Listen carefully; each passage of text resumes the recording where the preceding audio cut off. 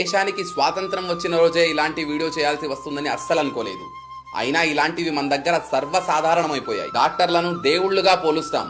అలాంటి వాళ్లలో ఒక 31 years female on duty trainee doctor ని కోల్కతాలోని గవర్నమెంట్ హాస్పిటల్ లోపలనే కిరాతకంగా రేప్ చేసి మరీ చంపేశారు. ఒంటి మీద బట్టలన్నీ చిరిగిపోయి కళ్ల నుండి ప్రైవేట్ పార్ట్స్ నుండి రక్తం కారుతూ ఒళ్లంతా రక్తపు మరకలతో దారుణంగా చంపబడింది. దీని మీద మన సొసైటీ ఇప్పుడేం రీజన్ ఇస్తుంది?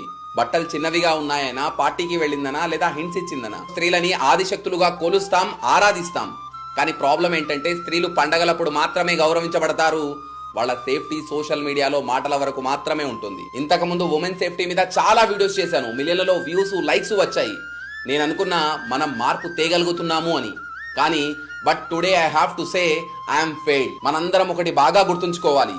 ఏ రోజు వరకైతే మన దేశంలో ఒక్క ఉమెన్ కూడా గడప దాటితే ఏదైనా జరగొచ్చు అని తమ